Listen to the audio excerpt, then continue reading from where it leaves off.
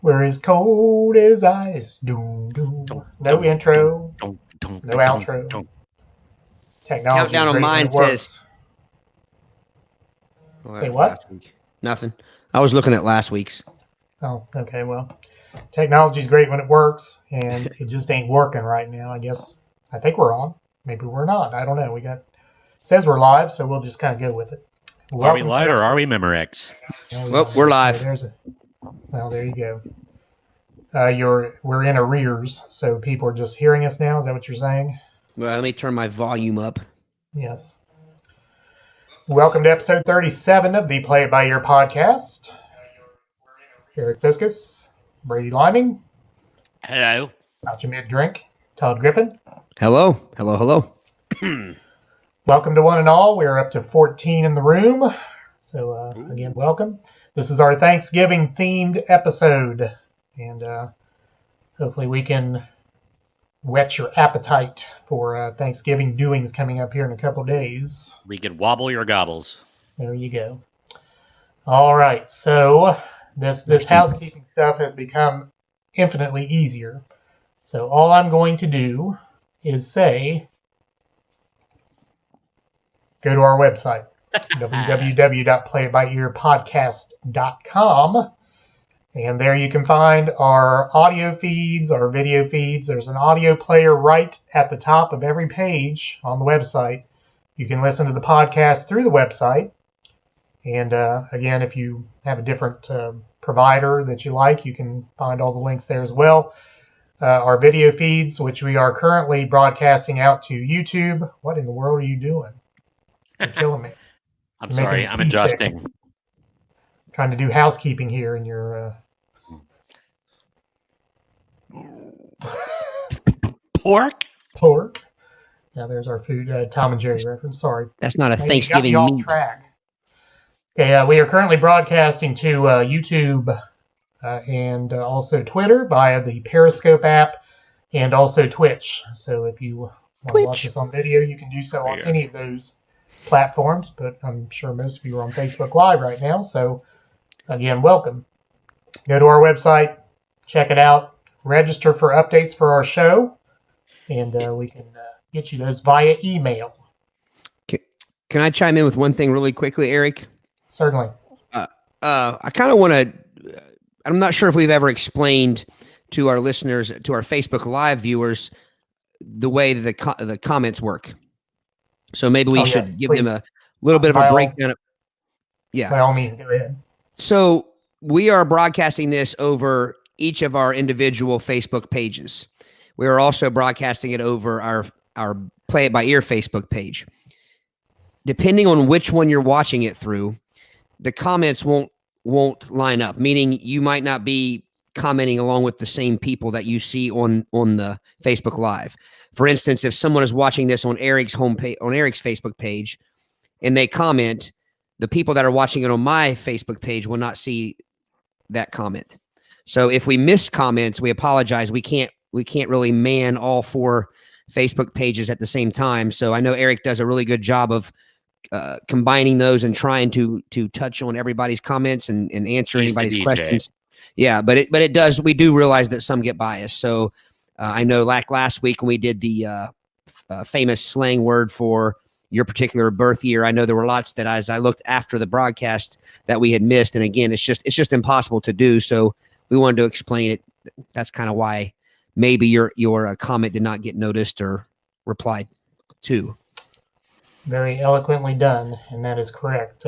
I, on my dashboard here, am seeing comments from all of our different outlets, but again, depending upon, as Todd said, whichever Facebook page you're watching on, those are the people you are commenting with. You will not see the comments on other Facebook pages, or if you're not on the podcast page, you won't see, and so on and so forth. So yeah.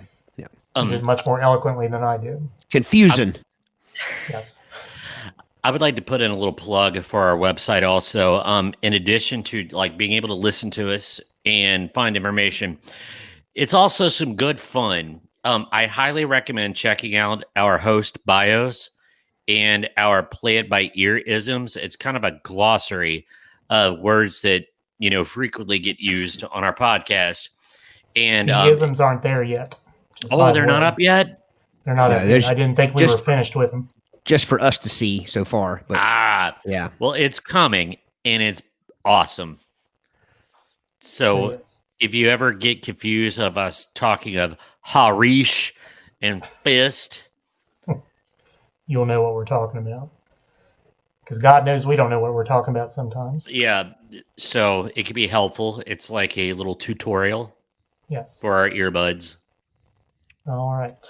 So thank you, gentlemen, for the descriptions there and the explanations. Again, much more eloquent than I. So we'll say hi to those who have chimed in. Celia Griffin, hello. Hello. Steak. Blake Kibler.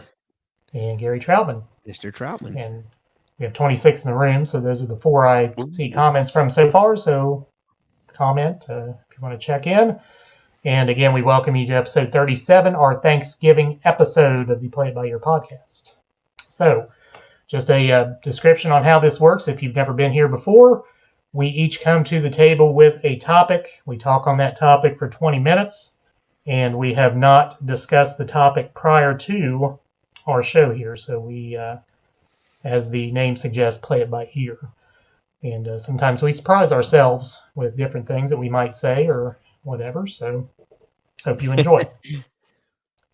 All right, on your screen, we are in the order that we will present our topics. I am first, Brady is second, and Todd will round it out with tonight's game. So I am first, and I will start. Okay, so with the Thanksgiving theme being the theme of the night, we obviously will talk some about food here, in addition to some other things coming up. But I will start with the food topic. Food. And for the benefit of those on audio, I will try to talk us through this. However, those of you watching on Facebook right now, you'll see what we're looking at here as far as our list. Our graphic. Yes, tonight's graphic. Tonight's graphic brought to you by... Look at that. Look at that. Foods. Man. All right. So here's the deal. You see the graphic there for the benefit of our audio listeners. The idea is you build your Thanksgiving fantasy lineup with $20. $20. So your lineup consists of a main course, a potato dish, a side dish 1, a side dish 2, and a dessert. So much like if you've played fantasy football before, this kind of mirrors that lineup there. You have your in that you have your quarterback, your running backs, your wide receivers, and your kickers and defense. And so this is your lineup here, $20. This thing's pulling up about 4 sides too short for my liking. Indeed. All right, so the way we're going to do this, we will start with Mr. Liming. And again, you have your $20, and we'll just go down course by course, and you can spend your monies. And we'll start with the main course. So I'm going to go through all the choices here and the monetary values, and you make your choice. So the main course, choices are for $5, a whole turkey. So if you're into digging into the whole turkey, that's $5. It's ham. Not bad turkey money. No, not at all. A ham, honey baked or otherwise, $4. So whatever your favorite kind of ham is, we'll just go with that. $3, just the turkey white meat. If you're not a dark meat fan there with the turkey, you can just get the white meat for $3. You can go just dark meat if you're a fan of all that for $2. And tofurkey if you are a vegan. You can go for that for the $1 bill. No to freaking way. Indeed. So, Mr. Liming, what's your main course choice? Well, if there was any other selection made, there might as well be a Soviet flag flying in the house. I think that's pretty much, and probably little children stashed in your crawl space, and just a rotten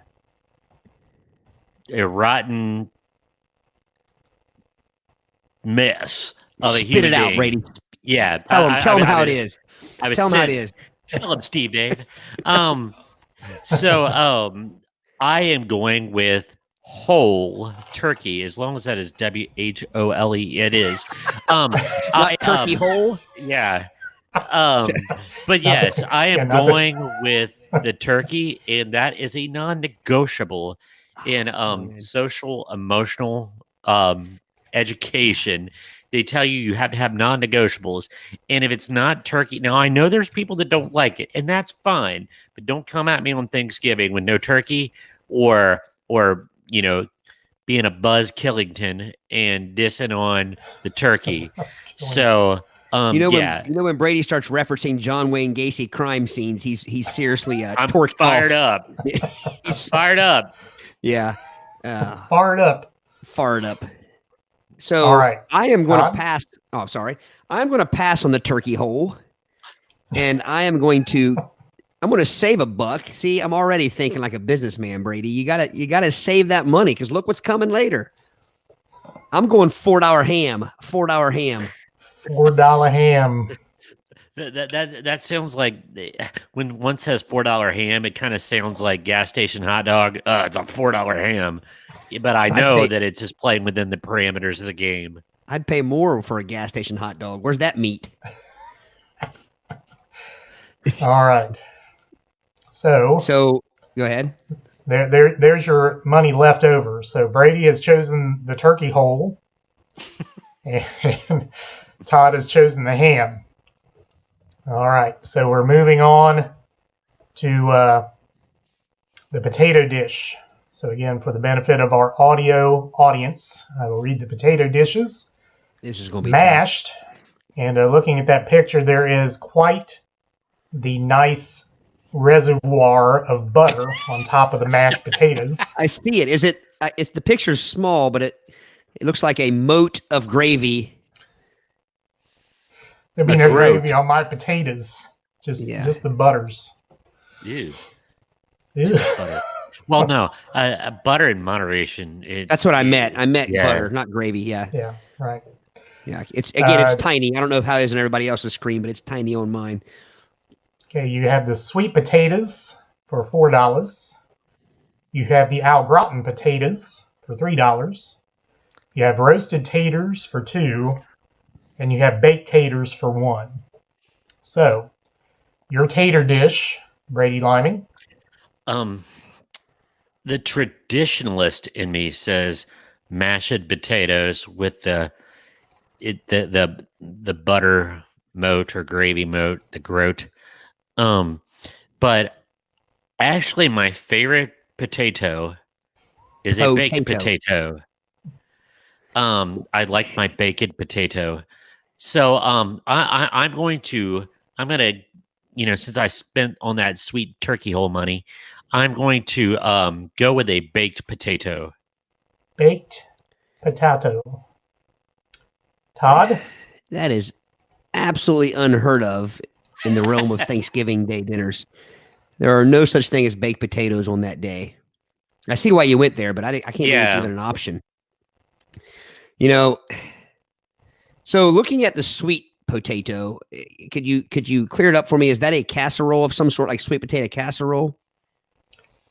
No, I think it's just sweet potatoes with a nice crusty, Maybe a brown cinnamon sugarish- marshmallow compote. Yeah, I can't tell if it's like if it's souffle or casserole. I like sweet potato casserole. Are Right. you mocking my use Casserole. of compote? Man, yes, I am. nobody Uh, has au Right. gratin potatoes on Thanksgiving either.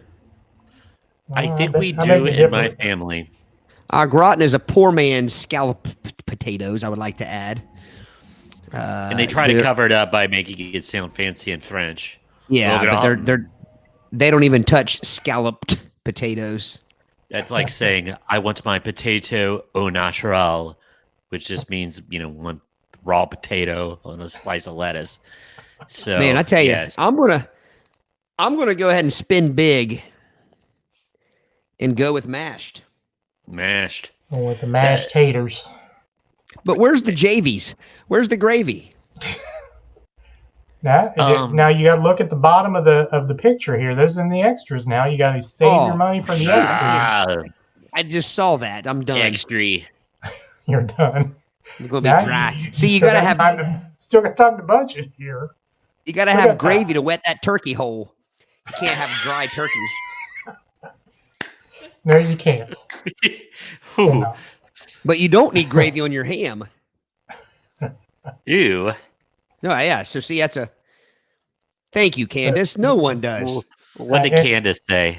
And Candace says, "Who in the hell eats a baked potato on Thanksgiving?" And I'm going to chime in. I'm going to say I agree with that. I have never heard of the likes of a baked potato. Yeah, but if you and Candace, by the way, no disrespect, I would choose mashed potatoes, but I've got to budget a little bit better because I wanted that turkey instead of something else.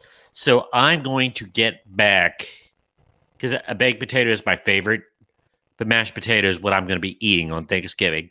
So just for the sake of the game, I'm going with the baked potato. So, but where are the extras for the baked potato? Like your sour creams, your cheeses? No, just butter and salt only. She says, yes, of course you agree. But still, he's the one that spin it. Is it my turn? Oh, no, it's Brady's turn. It's Brady's turn. Okay, so now we're to side dish number 1. And by the way, I didn't invite the audience here, but please, by all means, we certainly want to hear what you have to say as far as what your choices on this particular Thanksgiving fantasy lineup are. You can tell how serious we take our food, by the way. We haven't been paying attention to the audience. We've just been zoned in on this. That's true. Candace is just... She's busting my chops. She has ripped Brady in 3 comments now. And yeah. now you are a cheap Candace. Let that tryptophan kick in from that turkey a little bit. Let's mellow. Your turkey hole is cheap. You are a cheap anus. See, the turkey, the reason I wouldn't have spent the turkey on that much money on the turkey, because turkey can often be dry, like we were talking about earlier. Ham never gets dry. Kelsey. Imagining Brady shamefully eating a plain baked potato with his hand like a dry apple at the corner of his family's table. Shamefully, oh no, Kelsey. He's gone with the wind. He's not at the family table. He's off to the side somewhere with that baked potato because, again, no one baked potato. Well, I brought turkey to this table. Here's the thing. If he was holding it in his hand, he'd have a great big potato handle at the end of it just laying there on his plate. So he can't eat his baked potato with his hand. Oh, by the way, that needs to be in the isms. Don't forget that. Oh yeah, handles. Oh good gosh, yeah. It kind of reminds me of Gone with the Wind. You know where Scarlett O'Hara is just so hung. Is it a turnip or a potato? She just picks it right out of the ground and starts going at it like a vulture on roadkill. It's like so. I was watching. I was at the races, like maybe Florence Speedway somewhere here in the last couple of years, and I was sitting in the grandstands. I look over and there's a guy with a bag of tomatoes, just eating them like apples, sitting there watching the races. I've never seen that done before. That gives me the burps just like thinking about it. Ew. Yes, so yeah, you have $20 to spend however you want. You're going to see some. I'm going to do some magic math here in just a minute. Just stand by. My wife says the toppings are extras, and you already have those in your fridge. Extras? Candace still ripping on Brady. Lighten up, Francis. All right, Brady, it's time for you to pick side dish numero uno. Side dish dos. Oh, no. Excuse me, uno. Sorry. Uno. Sorry, my Spanish. All right, so side dish 1, again, for the benefit of our audio audience. Side dish 1 consists of, for $5, stuffing. For $4, corn. For $3, casseroles. Now, according to the picture, it looks like a green bean casseroles. I guess the casseroles can be whatever you want the casseroles to be. It just says casseroles. So, Todd, if you like your sweet tater casseroles, I guess you can have it there for $3. It might change my... Yeah. I can't have it for $3. Spinach for $2, and the ever popular beets for $1. Tells you how popular it is if it's only $1 on that table. Um, I will easily go with corn. Not only I like it on Thanksgiving, but to be a traditionalist, that was in our traditional Thanksgiving feast. So $4 corn for me. Gairn for Brady. Gearing on the Gabe. Oh, I tell you, if this were scalloped corn, I would be all over it.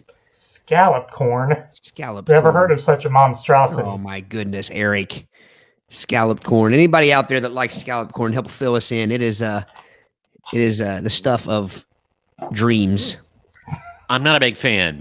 Have you had it? Oh yeah. It's a texture thing. It's like a cross between pudding, corn, Joe's a and like fan. Thank you, Joe. you know. It's Now kind of there's a difference mushy. between scalloped corn and corn pudding. Oh, I like corn pudding. Then you would Corn like scalloped corn. No, it's not the same. No, I know, but here's here's what you would like about it. Scalloped corn and corn pudding both have a little bit of a sweet flavor to them. Scalloped corn though is a little bit more terse. I like my corn terse. It's a little more of a taut roll of castle, and it's cheese throughout.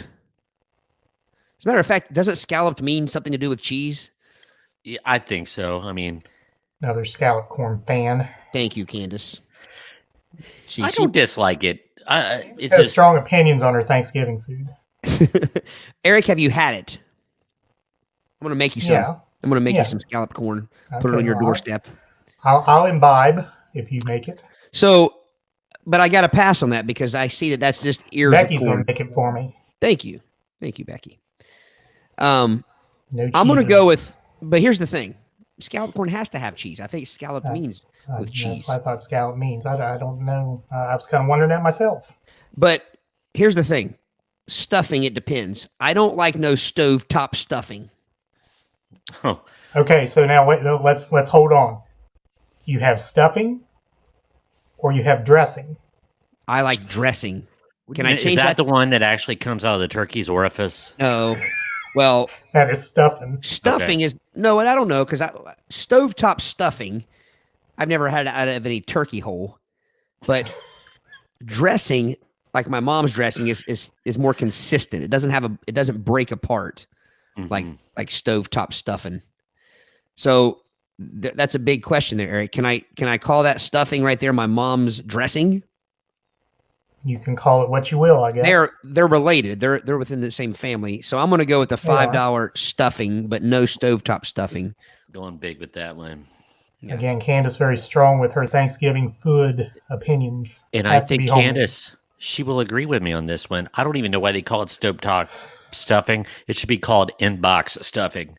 As Because Joe I don't said, think any of that just. Oh, there you go. great minds. Thank Great you. Yeah. minds. The last step on the cooking instructions on the box should say throw it in the garbage. Stuffing Yeah. is stuffed in the turkey, hence out the turkey hole. My family's sweet potato casserole is the bomb. I like That's- sweet potato casserole. You can have it. You My can have brother-in-law share. makes a mean sweet potato souffle / casserole. Yeah. Okay, so Brady went with the corn. Laca Media. So we got to get back on track here. Brady took Okay. corn again. Todd, I'm almost out of money. Did you go with stuffing? I went to stuffing. As long as it's not Yeah. stovetop stuffing. If it's dressing, if it's Sandy Griffin's dressing, again, I guess you can call it what you like. yeah. Here's the Okay. problem. I like gravy on it, but not $3 worth. I'm not going to spend $3 on it. Oh, Todd, you're gonna have to budget. Budget. I'm good. I thought this out. I thought this out well ahead. Well, we'll see. Side dish dose. Choices are for $5 mac and cheese. For $4 Brussels sprouts. Brussels sprout. Nobody eats that on Thanksgiving either. Only masochists. $3 squash. Squash. I'm surprised my dad doesn't call him that because he calls it Squash. Washington. I'm not, and you wash your hair. So why don't you eat squash, Chuck? Bull hum. That's what I say to that. Oh gosh, the next one makes me vomit. Is that a cranberry log? For $2 cranberries. We've And said for $1 creamed Gairn. Oh well, there's the. I guess maybe that's the. Oh, easy. If that cranberry sauce isn't shaped just like the inside of the can, I don't even want to look at it. When you plop it out on the plate and it looks like it's the can, just like a good can of potted meat. Like a good congealed blood clot in a can. Oh. Yes, there is an extra charge for your compartmentalized plate. If you don't want your food to touch, I would have to pay for the compartmentalized plate. Up again it, but not in it. Indeed. Oh man. Oh, ignore that. Ignore it. I am going to make my I agree. Thank you, Kelsey. I agree. Well, Same now- people that fly a Soviet flag in their driveway, I'm sure. If I can cook it just so and put some cheese sauce on it, but the way these prices are, that probably cost me $20. The side dishery is easy because it's one of my favorites. So go big or go home. And I am going with the mac and cheese. I'm Mac going and cheese. Cadillac. The mac and cheese is a definitive Thanksgiving staple that is a non-negotiable. Not a. See, I disagree. Thanksgiving mac and cheese is not a Thanksgiving staple. Ooh, those are fighting words. Yes. Let's hear it from our audience. Do we? Mac and cheese, there's many debates when it comes to mac and cheese. First of all, is it a Thanksgiving staple? Second of all, is it a main course or is it a side dish? Now, according to our list here, it's a side dish. Right. And I believe in all instances, it is a side dish. You're right, Eric. In my world. These eateries need to realize that, especially on kids' meals. Now, a mac and cheese is considered a main course.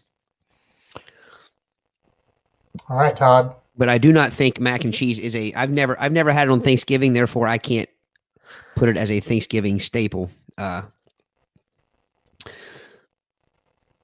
was planning for this, but and then something jumped out at me,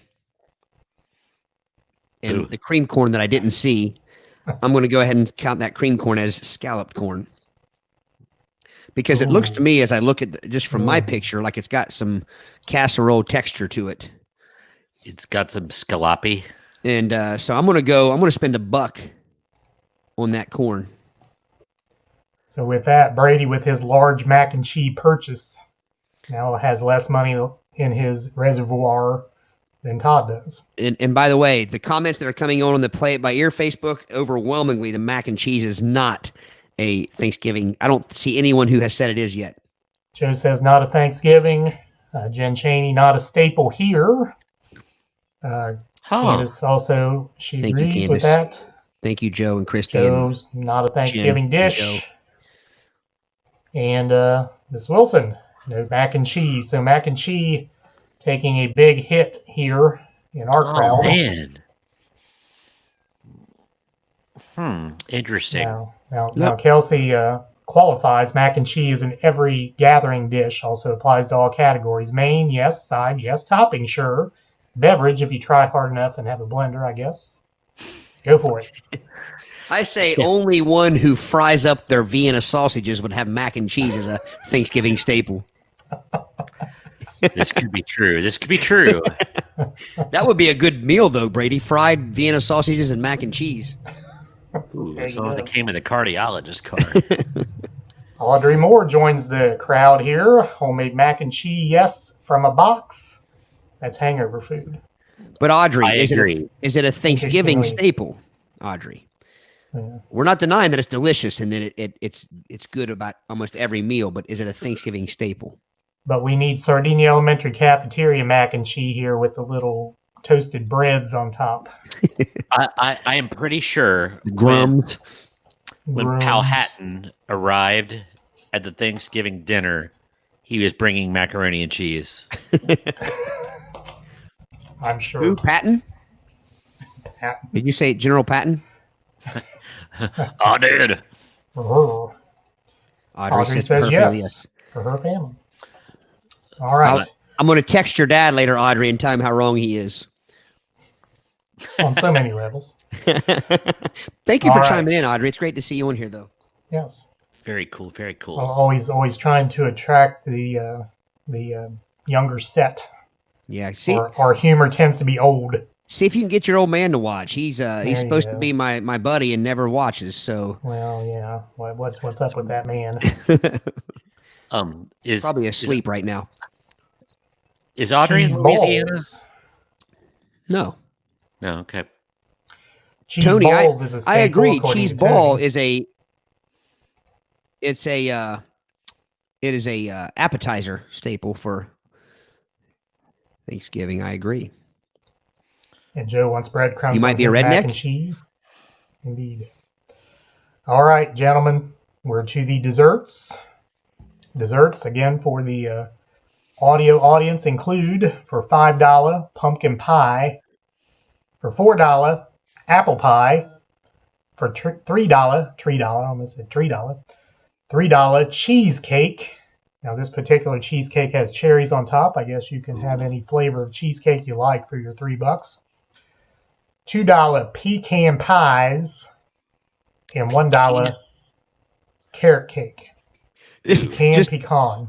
Just to share how blind I am, I had written down here. I would show you if it would come through the camera, but I had down here, give me that $1 cornbreads. I thought it said cornbread on the side dish number 2. I'd budgeted my entire meal based on that $1 cornbread, and then when I saw that it was creamed corn, I mean, I still bought it, but I don't know why I thought that said. You can get some dollar cornbreads at the bottom there Okay. for your extras. Cornbreads.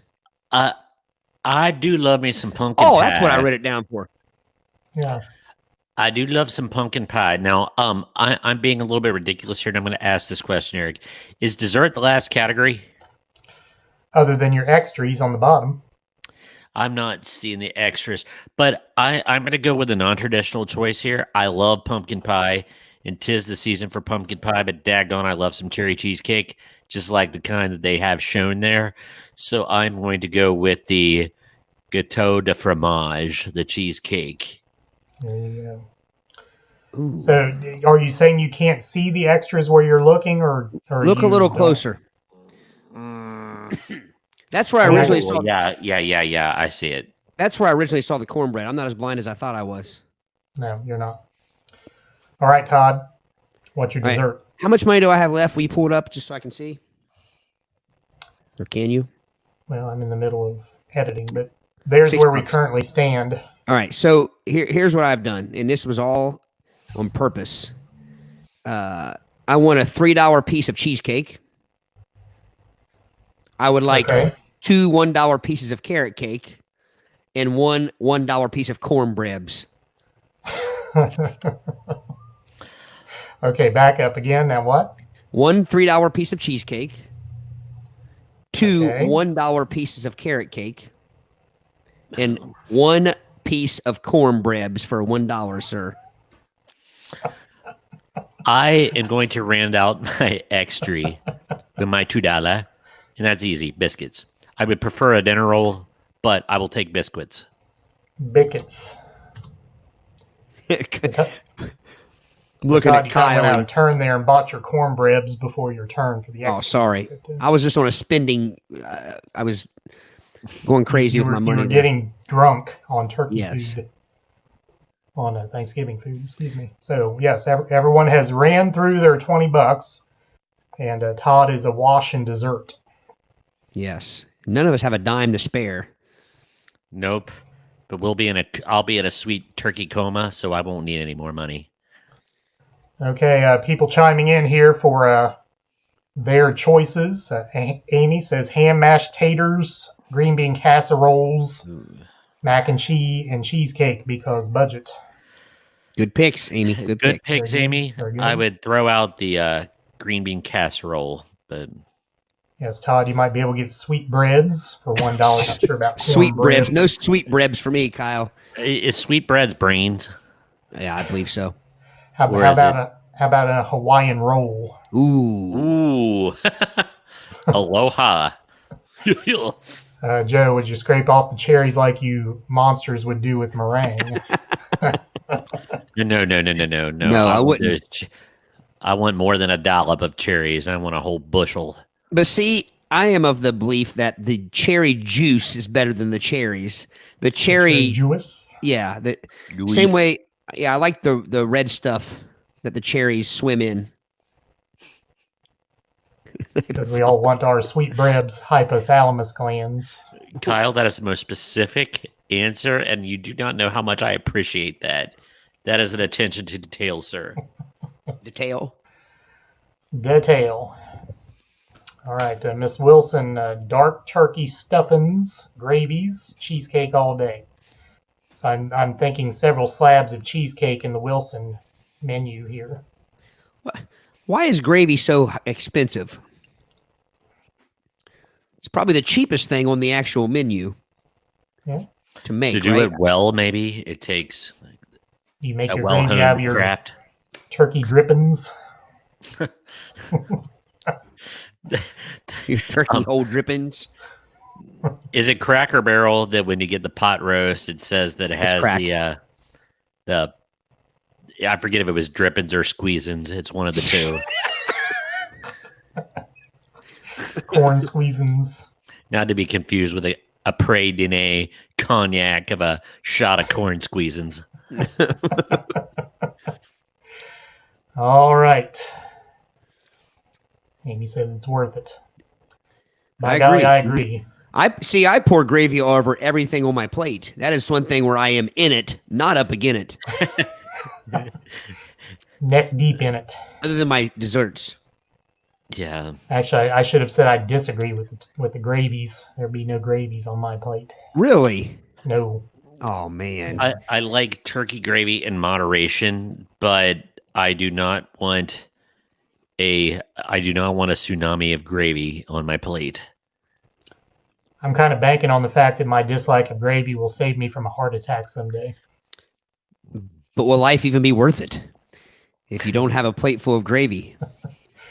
My life is fine, thanks. Good pick, Joe. Joe just goes all dessert with his $20. Nice. So, Brady, I'm guessing you're the type that you go to a Chinese buffet and you don't want sweet and sour sauce all over your plate like I do. I put it on everything on my plate. No, I prefer like the Hunan or garlic sauce, like Really? that comes with the dish. Yeah. I like it to soak into my rice, but not sweet and sour. I could live with it, but it's not a fave. Here's a question for everyone about Thanksgiving dinner, or any dinner, but specifically Thanksgiving dinner. Do you put your desserts on another plate, or are you evil and put the desserts right there on your plate that you just finished your main meal on? Separate plate, like the 11th Amendment says in the Constitution. Don't catch me mid-drink, please. It's right. Once again, the same dessert plate. You got that red flag flying at the end of your driveway. And when you see somebody eat their dessert with the same fork they just ate their spinach and corn casserole and gravy and mashed potatoes, and they take a bite of their dessert with that same fork. This is how it would sound. I do not want another plate or a silverware. The Kremlin says no. Day there. As my mom would say, Even gag a maggot. there. Yes, Miss Wilson, do not mix sweet with savory. Indeed. I agree, Mrs. Wilson. Indeed. New plate or rinse down and dry off the original plate. Yeah. I can go with that, but I've- there would be no entrails on my plate whilst my dessert gets put on it. It never. Never cross the streams, indeed. This is true. Okay, so I have Some another people don't question. care. Well, I know. I can't deal. I have to turn away. I do too. It Lest literally I makes me damn it. gag. Yeah. It's almost like the picture I sent you guys a couple days ago of the handful of wet food after somebody had done the dishes from the drain of the sink. That I literally was getting weak in the knees, almost ready to vomit when I saw that. We know your hatred of my wet foods. Here's a real Todd story. When we were playing at the Argus, when it was called the Argosy Casino, we had to load and unload through the kitchen, and it was a large kitchen. But anyway, it was like the I'm going to call it the kitchen refuse, call it like grease, food, wash down stuff. We had to walk through that, and he looked on the verge of vomit. It almost makes me heave thinking about it now. I didn't realize this, and I'll admit it. Maybe I'm spoiled. I know I'm spoiled, but I never worked in like the restaurant. I never worked in the kitchen area of a restaurant. So like I didn't know that when you did dishes, that you didn't scrape it. You just spray it with a giant. The PSI on that damn thing just shoots the nasty wet food across the splatter guard, and it's just a crime scene of wet food driblets snailing their way down the wall. Oh my gosh. So like a big old chunk of Miatlo off going down the side of the sink like a wacky wall walker. We're going to break the podcast in a whole new way here. He's going to vomit right on the air. Barf, barf, barf. I worked at a when I was like 19, I worked at a Catholic nursing home over on the hill in Fort Thomas, Kentucky. If you've ever gone across the river there and you look up on the hill and you see what looks like a castle, that looks like a real fancy building. That's a nursing home, and I worked there. Carmel Manor Nursing Home was actually a great place to work, great people. But I worked in maintenance, and when we would work on kitchen equipment, they would be making like the purees or whatever. Like you'd be putting like steakums and hoagies and stuff in those blenders and blending it into for people to drink. And oh my gosh, a big glass of pink meat juice. I do not want to get there someday. Have you ever seen the videos of the pink goo that they put? It's like a food additive. Yeah, and it looks like it'd be pink taffy, but it's actually animal byproduct of some kind, processed food stuff. That kind of gets me to heave it. Kelsey here with it puts an image in your mind. Forget that desserts exist while I have the dinner become uncomfortably full. Get a plate of desserts, stare at them while little cousin eats a cube of raw butter, then gather the courage to eat the dessert as well. That's every family's Thanksgiving right there. Yeah. Kelsey's got strong game. She sounds like she should be on this show. Yeah. Jesus, that's meat. Jesus, that's meat. So, Jesus. That's one thing that Sia gives me a hard time about. When she gets done eating, she will wait like an hour or two before her dessert. It doesn't matter how stuffed I am. I always eat my dessert right after I eat my dinner. Indeed. Indeed. I would rather get it all over with, like all done in one shot. So before we leave this little list here, I do have another question about it. And we're talking about extras on the bottom. Why is whipped cream not an extra? That's just part of the dessert, isn't it? I'm not a pumpkin pie guy, but who is eating pumpkin pies without the whipped creams? I don't love whipped. I would rather have my pumpkin pie au natural. Really? Yeah. Gosh, Brady. You have a communist flag flying at the end of your drive. No. Yes. But no, because it's the essence of the pumpkin and the cinnamon and everything. That's the main part. You got to have the whipped cream or Cool Whip. I prefer Cool Whip over whipped cream. You got to have the whipped cream or Cool Whip to balance out the nutmeg. See, the nutmeg needs Cool Whip to tone it down. The cinnamon nutmeg paprika ratio, the continuum. So Hudson's my little 5-year-old nephew, and I think maybe we should just, when I go out there at Christmas, we could just share a bowl of Cool Whip, because I could just sit there and eat Cool Whip. Cool Whip. Cool's Whip. Whipped cream is the only good part of a pumpkin pie. Thank you, Audrey, because I would not have the pie would just be a mere pedestal for my whipped cream. That's all it would be. I would not eat the pumpkin pie. So what is the ratio here of our listeners of Cool Whip versus whipped cream, I wonder? Now, I don't hate it. Don't get me wrong, but it's just not an essential thing for me for pumpkin pie. So then there's a whole new argument there as far as pie with the crusts or without the crusts. So she just eats pumpkin puree then, right? Pretty much. The I like filling. See, the crust is the most important part of any pie for me. Got to have that crust. That would be like All eating right, cake gentlemen. with no icing. Oh, sorry. Didn't mean to. No, I just Well, to me- that's a good question. I keep trying to push us away from this topic, and then someone comes up with another good question. Deviled eggs. oh are my a gosh! Thanksgiving I would have staple, spent at least. I would have spent my entire $20 on deviled eggs, no matter how many it was. Yeah. That's a good Yeah. question. I'm not a deviled egg guy either, but I do think of those as being Thanksgiving Essential. staples. When I was about 12, I set a personal best of 18 deviled eggs. A few hours later, I bet you said a personal worst. At 12, no, sir. No such thing. All right. So My son Ridge, that was his one request. He always asked my mom to make the satanic eggs. So I'll fight over deviled eggs. I that's my favorite of any. We have deviled eggs. How about this before we go from this topic? How about Eric, Brady? Is there anything that you guys have on your traditional Thanksgiving meal that was not on this list? chicken and noodles. Hmm. Some kind of noodle dish. The chicken and noodles for some reason. And that's one I love. That's the non-traditional. But the one I hate that is a family staple for years is Worcester dressing. Oh, My Aunt Cheryl would make Worcester dressing, and she would have to prepare it in my mom's kitchen.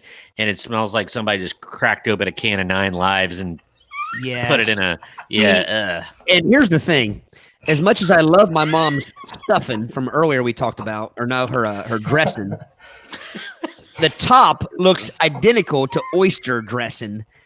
And you haven't lived until you've gotten a big spoonful of oyster dressing, thinking it was regular dressing, and took a bite of it. If that's living, I don't want to live. No. So Audrey, deviled eggs and a cheese bar necessities at any gathering. I agree. I'll take the cheese Cheese bar. bars. Amy, same here. All the eggs. Hubs attempts to put me on the limit. Broccoli casserole, indeed. Yeah, we have broccoli casserole, Gary. That's the traditions that we have that I haven't seen on many of the list. We have broccoli casserole, we have macaroni salad, we have deviled eggs. It seems like there was one more, but I can't think of it. But we definitely have broccoli casserole. Yes, well it is, said, Joe.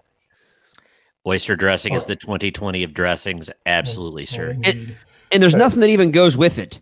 Like sauerkrauts on New Year's, you eat that so you'll be wealthy. That's the whole idea. You eat sauerkrauts so you'll have a year of positive wealth.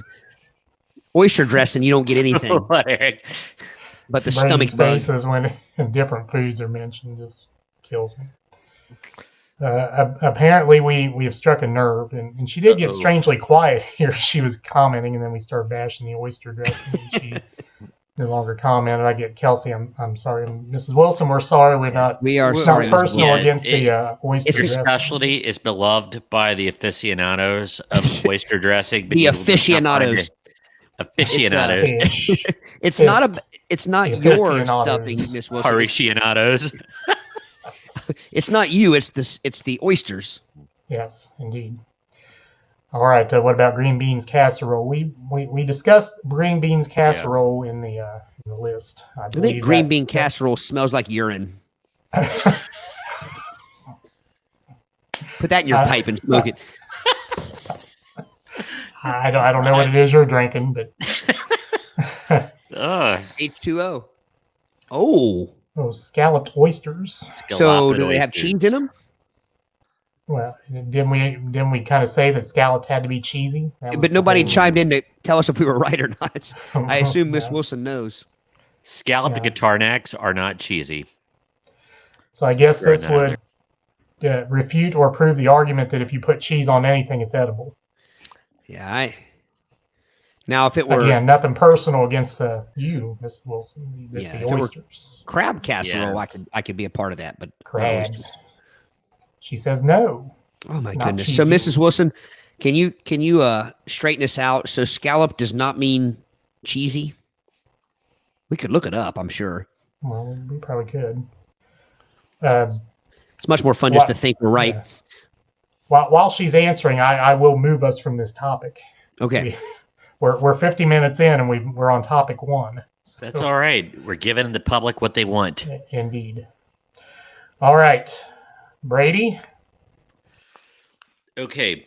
My topic is a little ambiguous, and pardon the pun for our previous topic. It's a little bit half-baked, but I think it will. But it'll flow nicely, I think. And I know that this is going to get me accused of being a communist. There's that reference again by somebody, but here we go.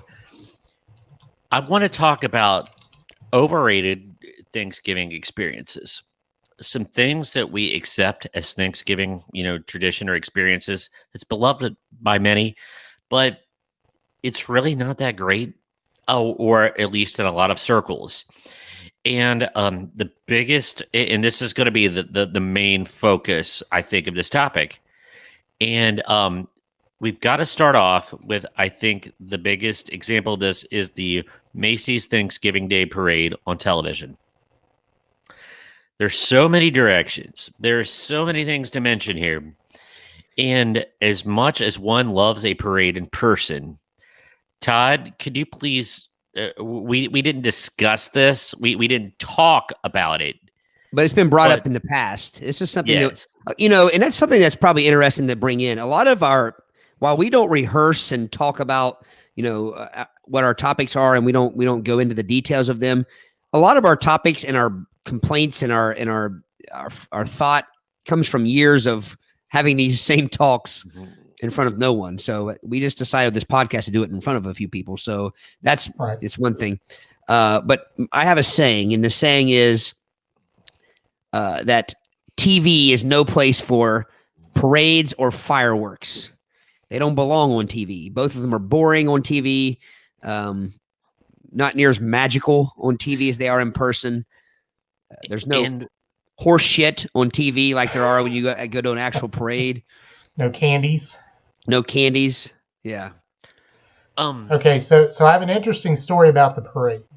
Okay. And this may explain some things as far as why parades are so prevalent on not just Thanksgiving with Macy's, but then New Year's Day with the different parades they have there.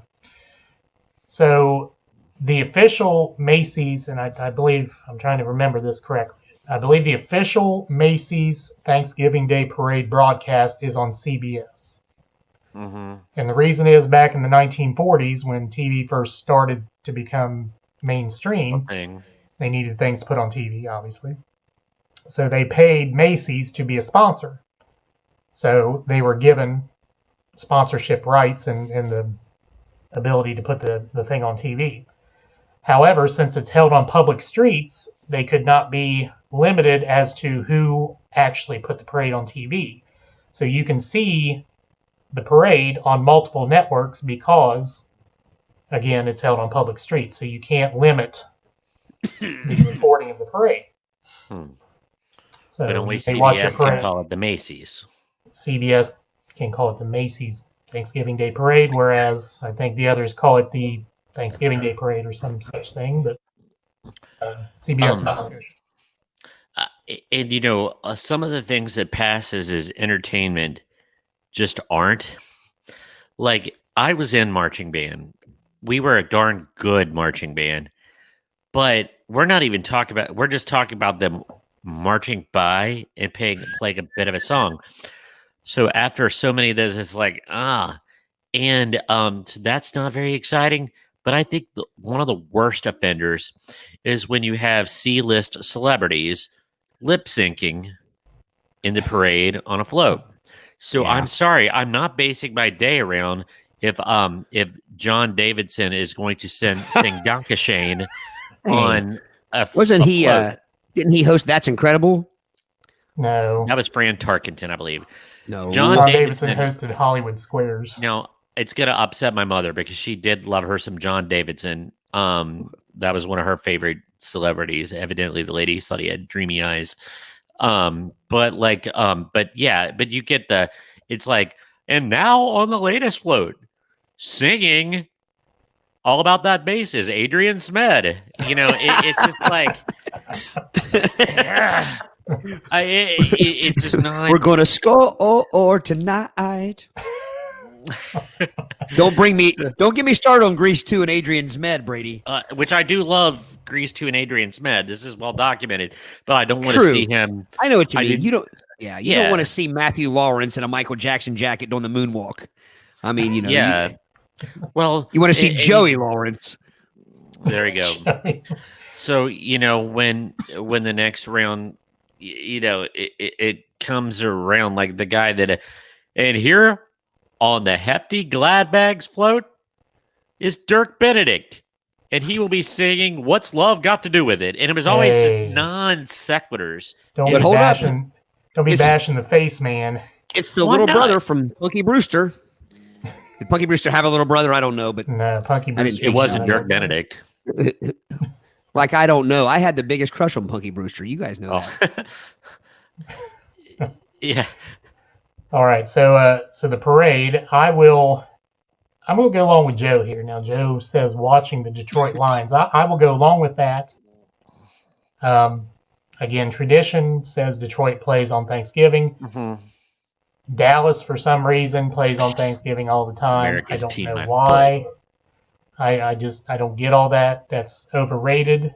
And I know there are a lot of Cowboy fans, probably in our 17 people Sorry, here in the room Joe with us. Vaughn. No, I mean you need to spread the wealth with all of that. I don't need to see Detroit Lions all the time. Don't need to see the Cowboys ever. But Thank not on Thanksgiving.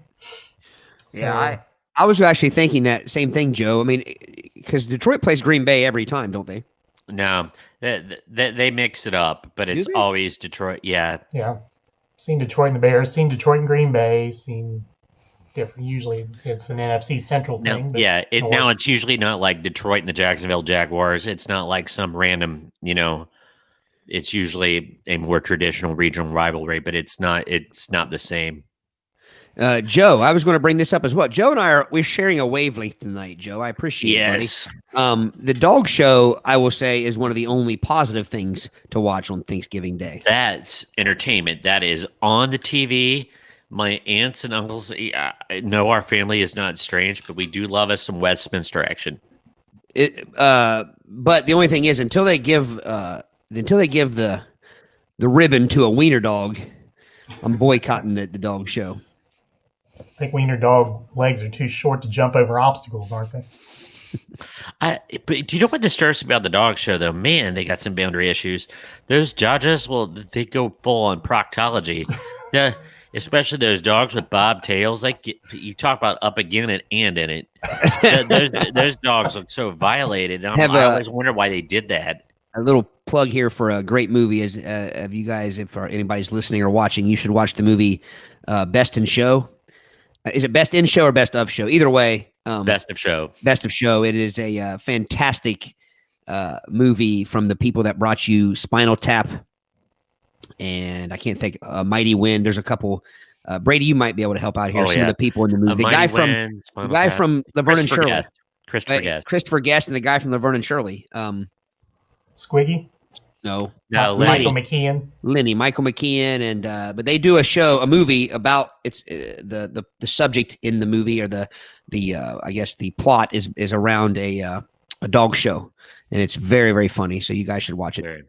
It's not a bee. It's a bear in a bee costume. So Miss Wilson does not watch the Macy's parade, but does watch the Rose Parade, and that's another outlet of several different parades on New Year's Day. I'm with Todd. I don't know that any parade has any place on television, but I think it'd be cool to march in, but Miss Wilson, one of my bucket list items that I don't think I'll ever get to do, and this is going to seem really random, but number one of the top 5 sporting events I would like to attend is a UCLA versus USC in the Rose Bowl game. I always saw it on TV, and it just looks magical. And in Pasadena, and I would love to attend that game. It's not quite the Rose Bowl, but it's in the Rose Bowl. Yeah. She also says her dad and brothers always went hunting in the morning. That seems to be a Thanksgiving thing to do. Andrea does not watch football games, but she does love the dog show. And again, I'm going to chime in here. I know you two are dog guys. I don't get dog shows. I don't. It seems so. Okay, I'm going to put this out there. People have a problem with pageants. Why don't people have a problem with dog shows? It's somewhat the same type of exploitation, only to a dog, but not a person. I think the women's movement, anybody that just might.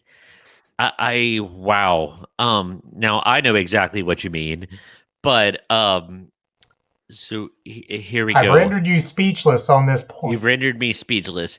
Let me just say, at beauty pageants, one does not check the tail regions like they do in the dog show without a restraining order and felony charges. That would certainly be a problem. Yeah. But I get it. I think I don't care about the winners and everything. I just like seeing the cool dogs and their facial expressions crack me up. They look so proud. You know, get this Pomeranian little ankle They are biter, proud. and it's out there like owning Madison Square Garden. It's like, you know, and it's hilarious. I love it. Now, if a mutt ever won, I may watch. Just like if they put an ugly guy on The Bachelorette, I may watch that. But it's not happening. So I'm not watching. I thought you were going to say an ugly girl in a pageant. I thought that's where you were going with that. I mean, I didn't. I don't know. But here's the thing. I mean, beauty's in the eye of the beholder. That I don't really know why I prefer a dog show over a beauty pageant, other than the fact that I like dogs better than people. Yeah. So Amy says, as a woman, she has no problem with either. If they check the tail region, I'm assuming she means in the beauty pageant they couldn't keep the PG rating. Yeah. Probably true. I get to see some, beautiful pageant girl out there, and they're up there going, beautiful jowls on this one. It reminds me of the again. I go back to Best in Show, the broadcasters, the play-by-play. That's just a great movie. I'm going to watch it when we're done here tonight. Actually, it is good. Okay. Any other overrated Thanksgiving experiences? Charlie Brown. Charlie Brown. Chucky B. And I love this. CBS was not playing it, and there got to be a petition started this year, and they're going to put it on PBS, I believe, because so many people said, this is American tradition. And here's the thing. I loved it. I looked forward to it as a youth. As an adult, it's depressing. It's dark. It was depressing as a child. Well, it was, but it's overrated. I love seeing, one of my favorite Twitter feeds, Super 70 Sports, when CBS would have that special, the rotating and special would fill up when you saw that, your heart raced and everything, and there's that lovable nostalgia, and I would get excited about it, and then the show would start, and I'm 10, and I want to start drinking.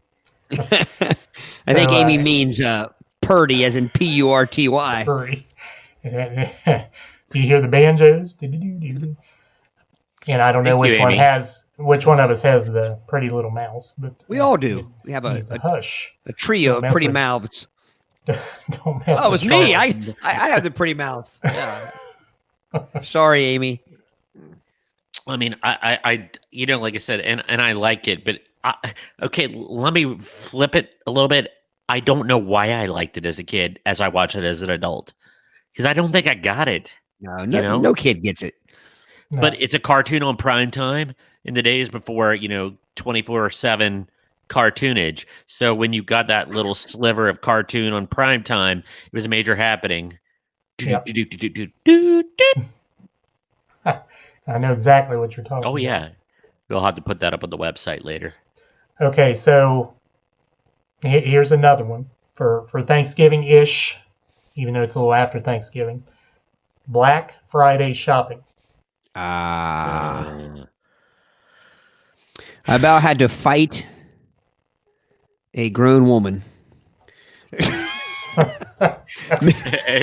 As opposed to an undersized one?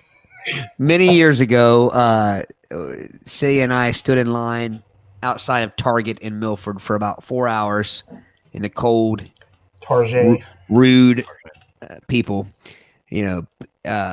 and I was trying to get I can't remember the name of the toy, but it was it was like superhero stuff for like little tiny kids, and there was a castle or some sort. I was trying to get her, and the Bat Lair or something. It was a Batman thing, and it was like something you see out of a movie. We both grabbed the box at the same time. Yes, it is, Johnny. It's a word. Yeah, it's kind of like in our world, cartoonage is a word. Yes, Johnny. It's kind of like Grandpa spitting his spittoonage. I can say that because Johnny's my cousin. He knows that our grandpa chewed tobacco. So anyway, we literally grabbed this box at the same time, and ooh. I was even polite about it. I was, and she still was ready to fight me. This would have been before the. What did you say? Excuse me. Get your hand off the box before I kick you. No, I just said. Pardon me. I said I'm pretty sure that I had this first, and it was, I can't remember verbatim what was said. Again, this was 14 years ago, but I do know that and this would have been before everybody recording everything. So at least I wouldn't have gotten my ass kicked it wouldn't have gone viral. But anyway, that's the one and only time we've ever gone actual Black Friday shopping since it's moved to mostly online stuff. I do some shopping for Friday and, that weekend after Thanksgiving, but yeah, I think it's overrated. Amy says no. See, and Amy and I are we're back in agreement. Thank you, Amy. When I worked at Camel Snot Music at Eastgate, that the Black Friday day, oh gosh, and I'm serious. I mean, even as my adult grown up job, that was the hardest work day ever. It was exhausting mentally and physically. And it was something. As a retail person, you deserve hazard pay for that. Yeah. Now, my wife is all about Black Friday shopping. She lives for it. Her and a group of friends go out, and it's a big deal. I was going to say that and Becky, maybe she'll chime in on this, but I definitely see the value in it as a friendship, as a bonding. Just hanging out with your buddies. I get that. So, I have no problem with it. I mean, I'm not someone who gets offended by it or, thinks it ought to be vanquished. I mean, I just don't like it myself, but I can see that, how people enjoy going out with their friends and hanging out for the day. And it's kind of like the Royal Rumble with their friends, It's like getting that, like, charge in and get the. Yeah. I treat Black Friday shopping like I treat the EBN fireworks. I've gone once just to say I've gone, and that's once. Once. Once. Twice. Once. Thrice. 3 times. Maybe. Yeah, I know in my household, Kay and Girl, that like they were all about the Black Friday shopping, and it just, some people love it, but it's just a miserable experience to me. Like, I don't know, in my old age, I used to love getting out in the crowd and mixing it up, Bengals games, One Earth parties at the park, those big events. People suck. No. Yeah. Yeah. And you're like that. Okay. Well, I'm trying to think of what it was. It wasn't one of those between cartoons, Schoolhouse Rock things. No, it was a Tom and Jerry cartoon, that dog. People. I hate people. And I hate people. Like laying in the street and they're walking all over him. Then all the people leave the earth and he's left to fend for himself, and then he loves people even though they're stepping all over him at the end. And yeah. I saw briefly, I saw Mr. Joe Rocky had a post up there, or a comment up there, and we don't mind giving a plug for Joe and Joe's wife's business. If you want to put that back up there, Eric. Business. Joe said to check out travel deals on Black Friday, and that was in reference to her business. Joe, you can help me out here and chime back in, because the heat of the moment and I guess stage fright. I can't remember the name, Joe, but there's a business name I think you want to put out here, Joe, and for all your travel needs, and if you're looking to plan a vacation and do some traveling and get out and enjoy yourself, I believe Joe has the business that you need. Joe and Christy Rocky. Osaka to Istanbul, they got you covered. And Joe will take the check in the mail for the plug. There you go. Amy says the people watching is better than Walmart on the first of the month. I have no idea what you would mean by that, Amy. I really don't. No bigger truth ever spoken, Jim. Yes, sleeping in is the best Black Friday tradition. I will go along with that. Mrs. Wilson, one time I went to Meijer to get a special Nikon for my husband. It was in the middle of the day and no crowd. Nice. Oh. Nope. I think there is a little blood sport involved with the Black Friday shopping. Kumite. Yeah, I think that's a big part of it. I do think that I will say this. I said that's the only time I've gone Black Friday shopping. That's a lie. That's the only time the time I talked about at Target is the only time I've done the whole standing in line for hours. I've gone on Black Friday like later in the afternoon. There you go. Real quickly, I would add that I think a lot of the online shopping has taken some of the crowd down. I think you can go now like in the afternoon and not get your head chewed off by someone and not get in a fight. But there you go. Joe Rocky has the business up for us. Okay, now wait. VacationArchitect.com. Visit www.vacationarchitect.com. Do you want to travel by train, plane, automobile? Joe and Christy at VacationArchitect.com. Casinos. They'll help you out. Parks. Everybody write that website down. Yes, Kelsey, Black Friday does also remind me of the running of the bulls. And again, I would go along with the people watching aspect of it. That's the only reason I would ever go again, is to just kind of sit back and watch all the carnage. I cheer for the bulls in the running of the bulls. Indeed. True story. And Joe and Christy might actually be able to chime in on this. I heard they stopped up. It used to be a big thing when you would go to like Cancun or Puerto Vallarta, that part of the tour package was to visit a bullfight, but they stopped putting those on the docket because so many Americans would go and cheer for the bull that it was very, that would really upset people. So cultural disconnect there. I would have totally rooted for the bull for the record. Oh, but yeah. So, yeah. It's all fun and games until you get a horn up your rectum. Till you get gored. Gored in your turkey hole. With no gravy. Well, I think there'd be copious amounts of gravy if you got gored in your turkey hole. Yeah. Not enough gravy in the world to help you from there. Yeah. Hey, since we're going, the topic is wrapping up here, I'll just throw this out. No comments needed, but don't they typically play didn't they used to play Wizard of Oz on Thanksgiving Eve? I don't know. I thought Wizard of Oz was more of a Christmas movie for a while. If Cia's still listening, she is the Wizard of Oz expert and collector extraordinary. Yeah, she would know if she's still listening. She typically doesn't listen to me this long, so she's probably not. Well, that song about it just went from 19 to 20, so maybe she got back on. I could yell for her about watching Oz on Grandma's old TV and that Goo Goo Dolls song. This is something that I've noticed. This is my 8th year teaching, and I talk about the Wizard of Oz a lot with my students teaching theme because, without nerding out too much, theme is something in 4th grade we start to kind of take from a topic as in like love and friendship to actually, what lesson are you learning about love and friendship? And I use the Wizard of Oz, and every year, I kid you not, fewer and fewer kids have seen the Wizard of Oz. It won't be long. We're not too far off from me asking a group of 30 or 20 to 25 4th graders if they've seen the Wizard of Oz, and not one hand coming up. It's close. Yeah, I agree with that. Well, Amy says it was a Christmas Eve tradition at her grandma's. And Joe says people go to Mexico for the resorts now. All right. Good topic. We're now down to topic 3, our game of the night. And Todd is the host. I was hoping I still had it. Okay, so I know I am not the hostess with the mostest, like Mr. Fiscus. That title goes to Mr. Fiscus. So I'm going to do my best tonight. And I have just a run-of-the-mill generic trivia game for you two to compete at, if I can end with a preposition. It's very simple. I will ask the trivia question. You guys give me your answers. We'll keep score. How's that sound? Sounds good. Do you want us to chime in immediately, or do you need us to write it down?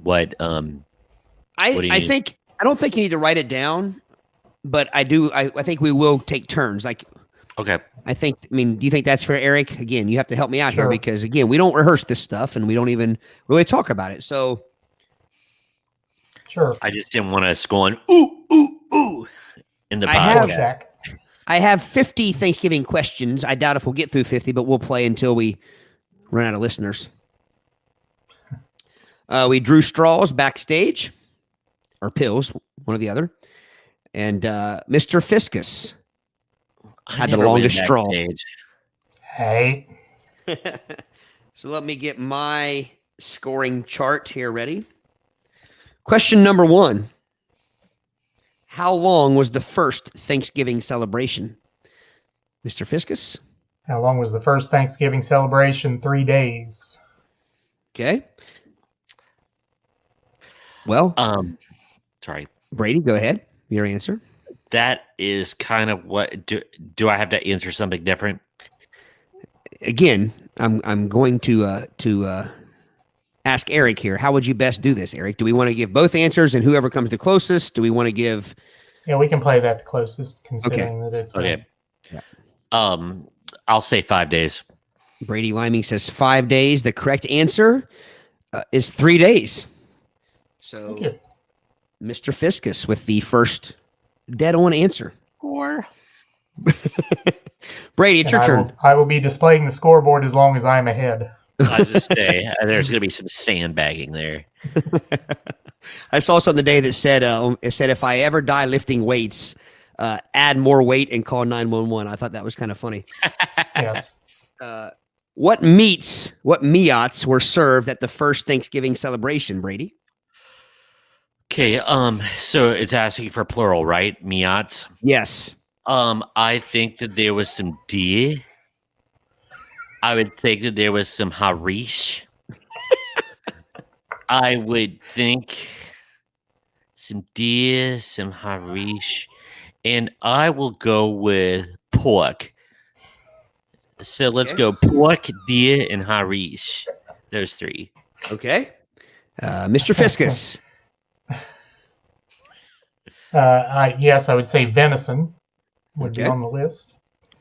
I would also say fist would be on the list Your fist is on the list.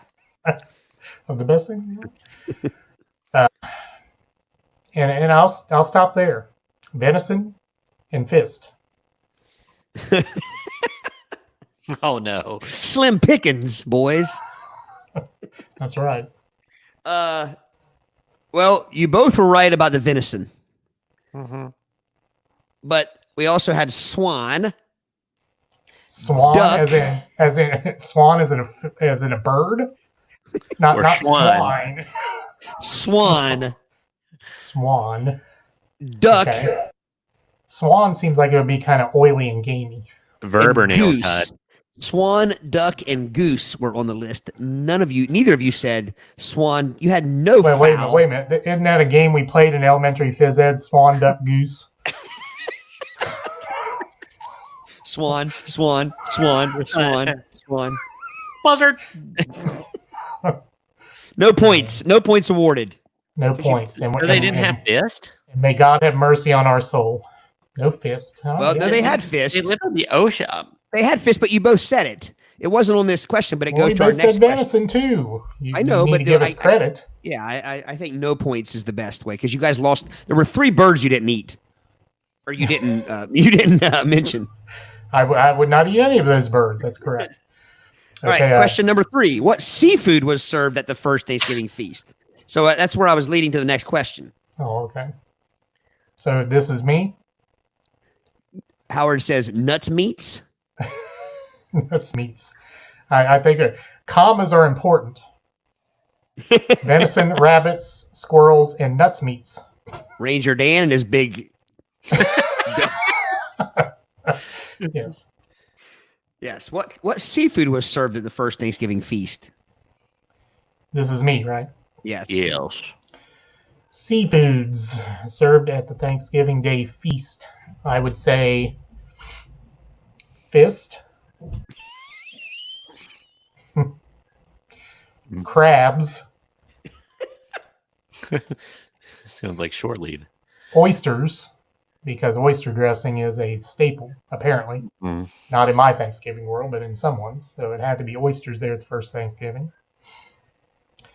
Let's see, fist, lobster crawls, and oysters. Yes. That's what I said. All right. Brady? I will say Harish clams, mussels, No Lobster. muscles. In Mussels. Muscle Shoals, we got the governor. lobsters. I will go with eel. Eel. And let's see, cod.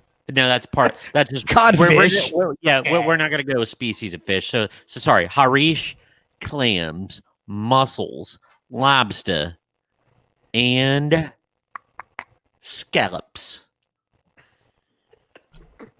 You guys are making this very hard. Captain D's, Red Lobster, Arthur Treacher. Nice. Arthur's treasures. Shut up. Yes, I like Howard's Thanksgiving Day feast better. Captain D's, Red Lobster, and Arthur Treacher's. All right. So I think you all said the same ones: lobster, oysters, fish. But Brady is the only one that said this: eel. Eel. So I am going to give Brady the point. Oh, I know, about makes me eel. That was the only. That was the only different one that you said, Brady. You said a couple other ones that aren't on there, but you did say Yeah. eel. I've just heard that eel in like New England, like they would swim upstream, and there'd be some large species of eel that they You would gotta catch. get rid of that mud vein, though, if you're going to eat the eel. And it's electric boogie. You'd had to be careful if you hooked one of those. Next question: who was the first president to pardon a turkey? I saw our president today pardoned Corn the turkey today. I believe was the turkey that was pardoned. Congratulations, Corn. is this me you, or Brady? Brady. Oh, I haven't heard this, and I'll be gosh darned. Oh my heck, I cannot remember. I'm gonna go. Your exclamation game needs work. Oh my heck.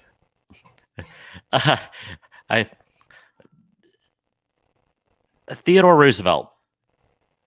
I'm gonna go Theodore Roosevelt. Teddy R. Go ahead, Fiscus. Eisenhower. JFK. No points awarded. I was closest. You were. Next question. Moving right along. Which president made turkey pardoning an annual event?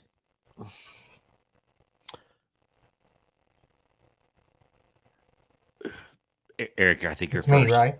Yeah. Ford. Reagan. No points awarded. George H.W. Bush. Really? Boosh. Boosh. Next question. How many, and we'll do this one the closest. How many calories on average are consumed per person at Thanksgiving dinner? Ooh. Ooh. So we playing now. Wait a minute. Are we playing Price is Right rules? Closest to not go over. Closest to Close. not go over, yes. Oh, good. Close. Closest to not go over. Foo. Sounded good. Manchu. Eric, so help me. If you say one, I'm gonna come through the screen and just go. Poof. That's why I asked if those Price is Right rules. All right. I am going to say 3,200. 3,200. Eric?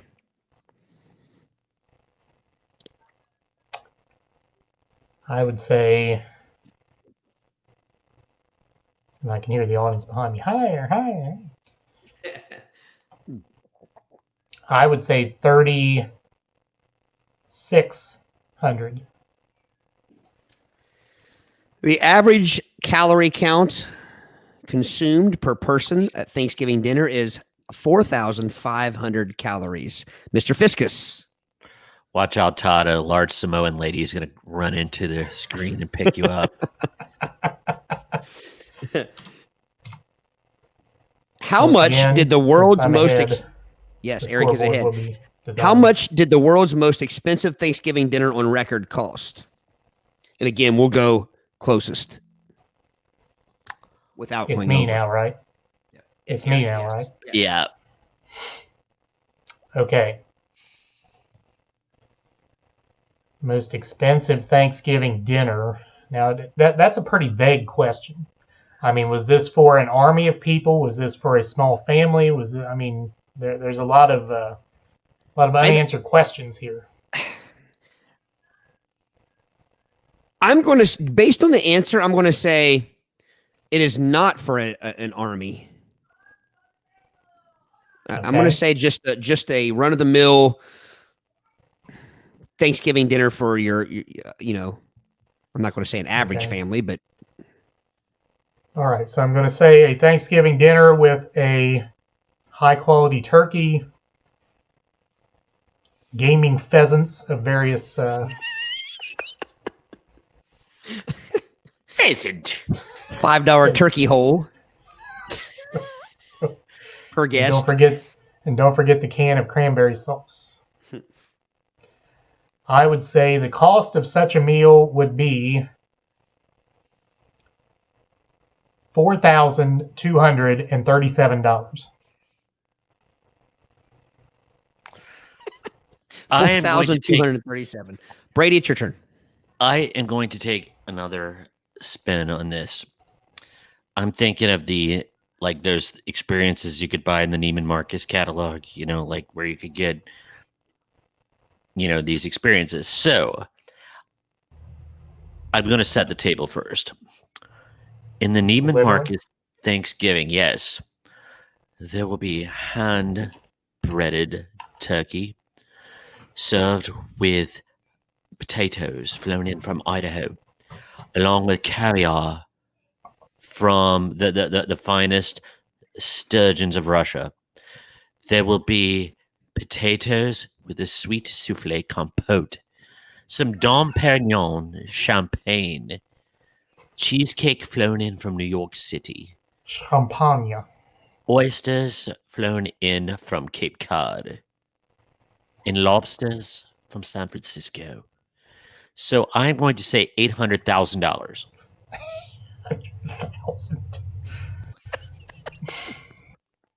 I don't even know what to say. Say yes. Eric, just say yes. Say win. Eric Fiscus is the winner. Save me. Oh. Brady went over by 800 or 700 and 600 and about $650,000. The answer is $150,000 at the New York City Old Homestead Steakhouse. Why do I picture like a big Italian mob family like here, Thanksgiving or something? That's what I was saying. I think that's too low for it to be like feeding I don't know, a military base or something. Yeah. So it was on the menu. But I was being a little bit, over ramped, but I really thought that I did read one time that there was one of these Thanksgiving experiences like that where it's the ingredients are like shipped in, and I actually thought it was like $1 million, but I might be confusing it with something else. But I do remember the dinner ingredients being on. Now I'm going to have to look at their online catalog. Yes, Christy, turkey dressed with its real feathers, gilded ruby eyes. Gilded and yes, I could have said $1 to start with. Eric, point goes to Eric. We're back to Brady. Brady, question is, when was the first Thanksgiving football game? 19. See, we have no idea whether these answers are right, by the way. 1948. Who are you, General Custer? When me and the boys got back from Antietam.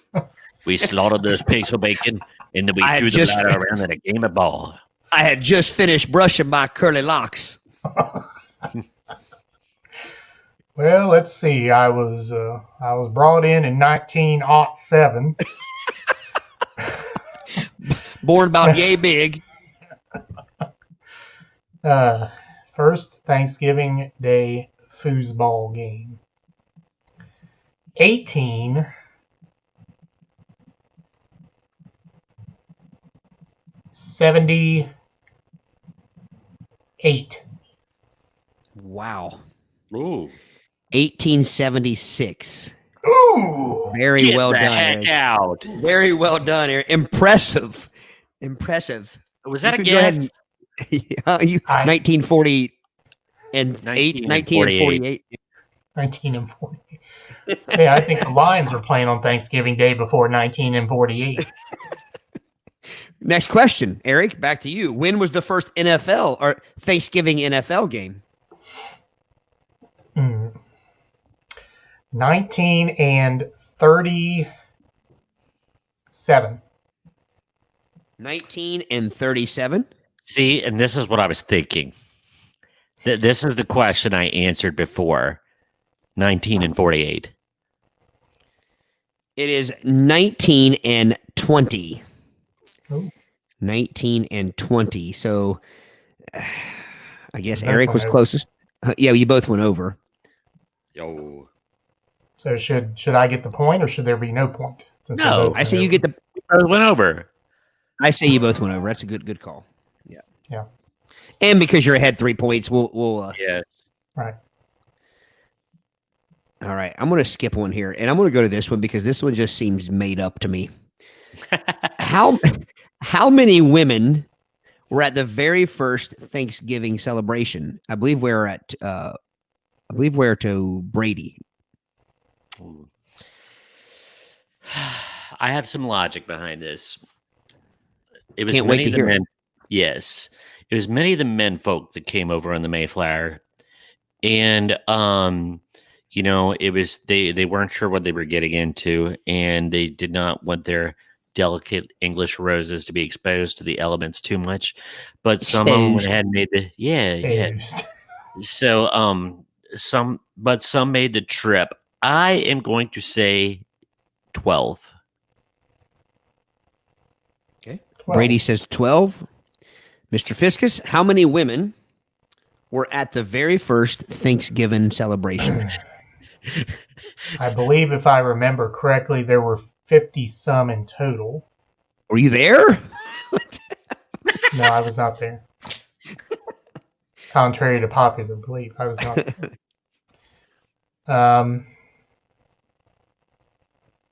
I'm thinking his 12 may be close. So the question is, do I go a few over his 12 or a few under his 12? That is the question. And remember, close only counts on horseshoes, hand grenades, and jarts. Yikes. Yarts. Yikes. Yarts. Or news. I got a yard. Yards. I can't talk. I got a yard. Lodged up in you. I believe I will go a couple under his 12, and I will say 9. 9 women. 5 and 4 and 9. You both are high. Ha. No, I don't touch the stuff. Yarts. So if a shart is, never mind. It's like a Yelp. A Yelp. A yard. 5. Did you get it, Brady? Thank you. 5. There were 5 women's at the first Thanksgiving. And again, how do we know? Thank you, James. That's what I was going after with my. Yes, My my students crack. believe I was there. Yes, that's why I said You know what would contrary have been to the popular unsavory answer? belief. So we were both over. Yeah, but again, go ahead, Brady. I was to say, if we went back in a time machine, I'm sure that Miles Standish would have said, "Not enough." Just saying. So the next question I happen. This is one of the first ones I've known from the beginning. Which president made Thanksgiving a permanent national holiday? Eric, it is your turn first. Actually, knew Permanent this. national holiday. Permanent. I believe. Think about this here. It was first celebrated, I believe, under Lincoln, but that was not when it was made a holiday. I don't believe it was made an official federal holiday until Herbert Hoover. Eric says Herbert Hoover, the alliteration president. Yes. Boy, Hoyt Hoover. Use a man like Herbert Hoover again. No, well, I agree. stinks. Everybody pull his weight. Go ahead, Eric. Finish it up, now. Geo LaSalle and great. Those were the days. Okay. Now we can get back to our regular scheduled programming, and I'm going to say that Mr. Fiscus is half correct. I think Abraham Lincoln was the first to make it, but the permanent, I believe, it was FDR. You and your Roosevelts, man. You guys were both lukewarm. You were both touching on the. You were up against it, but not in it. Abraham Lincoln is the first president to make it a permanent, or he was the president to make it a permanent national holiday. You're right. It had been celebrated before. Well, obviously, the first one was in 16 something or another with at Plymouth, but Abraham Lincoln was the president who made it a permanent national holiday. It had been celebrated non-nationally, before. But I do know a little more about this. We actually have not only Abraham Lincoln to thank, but we have Abraham Lincoln. We have Sarah. What? We have. Speaking of Did women, you say Babraham I Lincoln? did say Abraham Lincoln. Yes. We have Sarah Josepha Hale, who was the one who, for 20 years, pushed and sent letters and articles in her magazine and sent a letter to Abraham Lincoln to try to get Abraham Lincoln to make Thanksgiving. She thought that it would be good for the nation and the people to come together. And at a time where women didn't have very many opportunities to do such a thing, and she was the reason why we have a national holiday of Thanksgiving now. So Well, good for her. FDR fits into this somehow. Did he make it Thursday? Like, was he the one who designated what day it was on? I don't know that. Again, I still think it was Lincoln. I think it was Lincoln. Washington was the first one who ordered a national day of Thanksgiving, but again, it didn't become an annual thing. I think my old teacher is tweaking my reasoning here. Okay, everyone in your Hoovervilles, you get the day off, no work. Yeah. Point You guys taken, Mrs. Wilson. Do you like the president questions? Because I have more of them. How about which president refused to celebrate Thanksgiving as a national holiday? I think I have an answer, but it might get me in trouble. Which this is kind of a loaded question, because if Lincoln was the first one to do it, then I would guess the 15 presidents before him could be guilty. Did they just not do it, or did they refuse? That's true. Refusal sounds more like they're making a statement. I will not celebrate this holiday. I'm hesitant to answer this because, I don't want to get in trouble. But Who are you going to get in trouble with? Well, you're safe. You're safe here, Brady. Okay, this is a safe place. I was going to say President Obama because of the whole, there was an education push where, the Thanksgiving holiday was kind of non-PC, and that kind of took some wings in that period of time. So it's a scholarly, not a political answer. So and to many, Thanksgiving can be looked at as a day of mourning when you look at the treatment of Native Americans. So I get that. Eric? I believe I'll go back a little earlier in history. since Lincoln was the first one to make it a national holiday, the one who refused to celebrate it, I would say, I'm going to guess Woodrow Wilson. Thomas Jefferson. Thomas Jefferson. And again, there's no context, there's no backstory. I don't know if this is right or wrong, but that's the answer. So, real quick, this is a fun one. And Brady, by the way, I'm going to skip these questions because you were right. Which president tried to make Thanksgiving the third Thursday in November to help boost the economy for the holiday season? FDR, who eventually was the one who officially made Thanksgiving the fourth Thursday of every November. So FDR was responsible. I knew he for figured into it somehow. That's just No judgment zone, but that answer was well, Brady. That's what Jim said. Which president declared 2 Thanksgivings in 1 year? 2 Eric? Thanksgivings in 1 year. 2 Thanksgivings in 1 year. Somebody liked their turkey hole. I've got an easy answer for this one. I get to go first. Yes. Mhm. And we still have a score of 4-1, by the way. We haven't gotten a point in like 9 questions. And our timer did go off too. I don't know if you're interested in all that, but It's Thanksgiving. Thanksgiving. Yeah, we're stuffing ourselves with play it by ear. Extra help at a play it by ear. Yeah. It's time to pour the gravy on now, boys. Another hour. Have a heap and helping of us. I will go with the Roosevelt answer and say FDR. Okay, Mr. Liming. William Howard Taft. And what was your reasoning there, Brady? Hang on a minute. He would have had to have declared 2 Thanksgivings within a month and a half.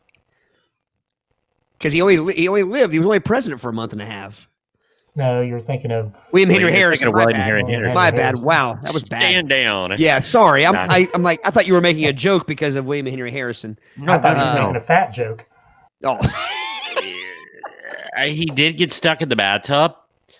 And they had to bring in the extra large, and that's all I got. yeah. James Madison. James Madison. Little guy. See it? We little people can eat.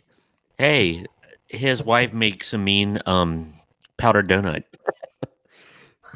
Which president received a live raccoon as a Thanksgiving present?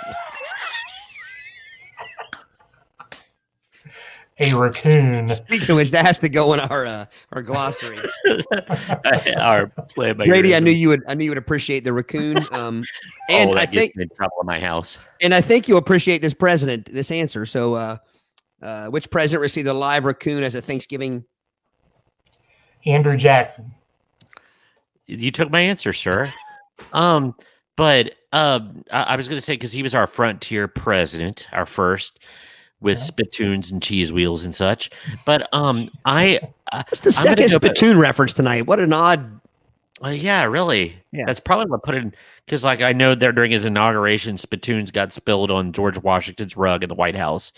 Don't ask me why. I think you're thinking of Bill Clinton and oh, never mind. Meanwhile, thinking of the blue dress.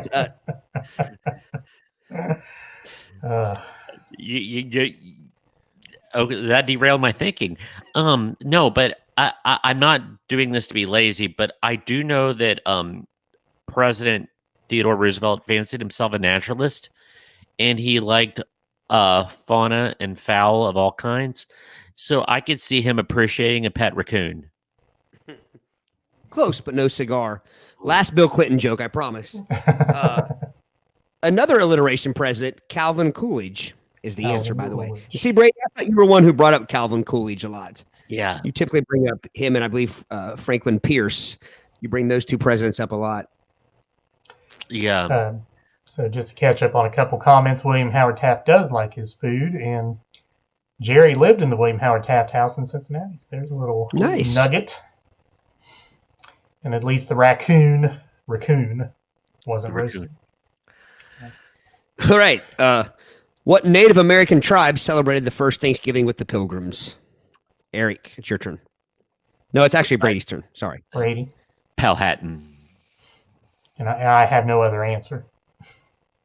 because he's right. Wampanoag. Wampanoag. No, really, it's Wampanoag. right. Oh, I thought you were. Is that the Native American term for bullshit?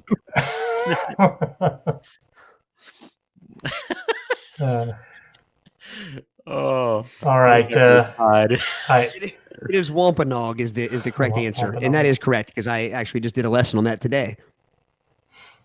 Okay. Not to cut into the tomfoolery here. We are into an hour and 45 minutes here, so we probably should. We don't seem to be gaining any points either. So, No, am I ready to no, we're declare not. a winner? Can you give me a just a Hail Mary, Okay, let me find a good one. just so I have some confidence back? Black Friday Bam, is bam. the biggest day of the year for what trade profession? Oh, come on. No, You say really that wanted to again. give him some confidence, didn't you?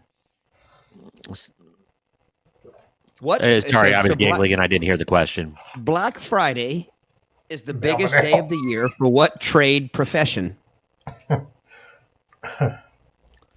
Retail. Eric? Retail. Plumbers. It's not a joke. There's no punchline to laugh at. That's the right answer. Plumbers. Oh, there is a punchline there, I believe. I mean, Makes sense. I mean, it makes Well, sense. yeah. It makes perfect sense, actually. I mean, I imagine after some hefty meals, one would, they would be in need of a plum, like, but so Yeah, I yeah, can see it. I mean, you're right. People are out shopping, but while they're shopping, they are also dealing with the intestinal distress. intestinal distress of turkey whole with lots of gravy, 19 deviled eggs, pecan pie, and some coffee. Casserole. Casserole. Did that help your? Did that make you feel better, Brady? Yeah, it did, sort of. But yeah, I'm disappointed in my performance. I just, we need to execute better this next game plan. Need to do our job. We need to do our job, and there will be improvements, and we'll just show up every game day and do our best. Thank you, Zach Taylor. Very quickly, guys. This kind of ties into our last, or our first category. Statistically, what is Americans' favorite Thanksgiving side dish? Mashed taters. Eric says Yeah. mashed taters. I do too. Brady, Yeah. wrong. Stuffing. Stuffins. Stuffins. Right out of the turkey hole.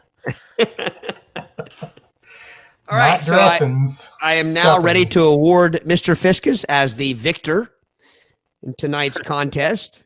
Huzzah, sir. Eric, I got a nice Thanksgiving eel in the freezer for you. Electrified and such. Candied eel. Flown in from Dover, Delaware, the city that means well. Are there eels in Delaware? Sure. Yeah. All right. Good topics, one and all. Want to wish all of our earbuds who were in here with us happy Thanksgiving. And hope you enjoyed our Thanksgiving themed episode 37 of the Play It By Ear podcast. And again, my housekeeping made much easier by the unveiling of our website. If you want to know anything about the Play It By Ear podcast, please visit www.playitbyearpodcast.com. And you can find our audio feeds, our video feeds, other information about the hosts, and coming soon, our Play It By Ear isms, of which you heard many here this evening. And if you were wondering at any point in time, what in the holy crap are they talking about, you will see in the isms what exactly we were referring to. So, Again, visit the website, and also cost of website and other things does cost us a little money. This is a labor of love, but if you'd like to support us and what we do financially, go to anchor.fm/play-by-ear-podcast/support. And we would appreciate anything. We certainly do appreciate your presence here in with us every week. I have somebody that has a request. They really want to be on TV. Okay. So she has a message. We'll make you famous, Happy dear. now giving. Outstanding. You too. She increased the viewability of this by exponential numbers. Yes, the Yes. cute factor just went up. She said, I want to be on TV with Daddy. It's like, sure. Yes. All right. Thanks to Randolyn. Thanks to my co-hosts. Thanks to all of you for joining us here. And again, happy Thanksgiving to one and all. Join us again next Wednesday night. And we will have Play It By Ear podcast episode 38. And if you are you are a fan of the audio version of the Play It By Ear podcast, it will come out as always on Friday morning. So again, happy Thanksgiving and Keep Todd? keep your ears and eyes. If we're doing random objects, I got Little nothing. harmonic and some corn squeezins from Brady Liming. I was going to say, keep your ears and eyes peeled for our upcoming. We did a Christmas in July episode with We Eric's did. brother-in-law, Mr. Joe, and we have a Christmas episode coming up during actual Christmas time. So that's something to look forward to in a few weeks. And again, happy Thanksgiving, guys. You make this a lot of fun, and we wish you guys nothing but a healthy, happy buttload of turkey hole. Thank you. And Todd's final word, as always, is Peace.